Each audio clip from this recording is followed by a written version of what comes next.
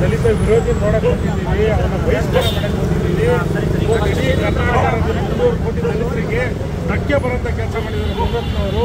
ಇವತ್ತು ನಾವು ಆರನ ವಿಧಾನಸಭಾ ಕ್ಷೇತ್ರದಲ್ಲಿ ಸುಮಾರು 60-70 ಜನ ನಾವು ದಲಿತರಿದ್ದೀವಿ.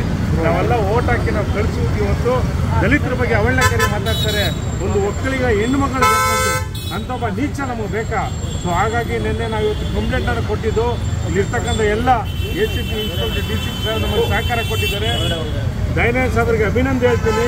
ಇಂಥ ಒಂದು ಕಿಡಿಗೇಡಿನ ಇಮಿಡಿಯೇಟ್ ಬಂಧಿಸಿದಾರಲ್ಲ, ಬಂಧಿಸಿ ಇಮಿಡಿಯೇಟಾಗಿ ಜೈಲಿಗೆ ಕಳಿಸ್ಬೇಕು. ಜೈಲಿಗೆ ಕಳಿಸಿ ಕಾನೂನುಬದ್ಧವಾಗಿ ಅವನ್ನ ಏನು ಅರೆಸ್ಟ್ ಮಾಡಿದ್ದಾರೆ ಕಾನೂನು ಪ್ರಕಾರ ಅವನ್ನ ಜೈಲಿಗೆ ಕಳಿಸಿ ಮುಂದಿನ ಹೋರಾಟ ಇದ್ದೇ ಇರ್ತದೆ. ಯಾಕಂದರೆ ಇವತ್ತು ಈ ಆಧಾರ ಕ್ಷೇತ್ರದಲ್ಲಿ ನೋಡಿ, ಭೂ ಕಬಳಿಕೆ, ಕೆರೆ ಒತ್ತುವರಿ, ಕೆರೆ ಕಳ್ಳ, ರೋಡ್ ಕಳ್ತನ, ಡೂಪ್ಲಿಕೇಟ್ ಬಿಲ್ಲು ಆಯ್ತಾ, ಆಮೇಲೆ ಧಮಕಿ ಹಾಕೋದು, ಲಂಚ ಕೇಳೋದು, 30% ಕಮಿಷನ್ ಕೇಳೋದು, ಇಂಥದ್ದು ಸಾಕಷ್ಟು ಅವಳಿಗಳಾಗಿದೆ.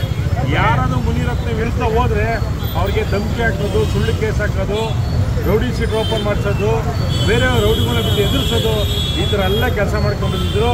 ಆದರೆ ನಿಮ್ಮ ಅಟ್ಟಹಾಸ ಇಲ್ಲಿಗೆ ಮುಗೀತು ಆಯಿತಾ. ಯಾರೇ ತಪ್ಪು ಮಾಡಿದ್ರು ಶಿಕ್ಷೆ ಆಗಲೇಬೇಕು, ಉಪ್ಪಿಂದ ನೀರು ಕುಡಿಲೇಬೇಕು. ಇವತ್ತು ಮುನಿರತ್ನ ನೀರು ಕುಡಿತಾರೆ.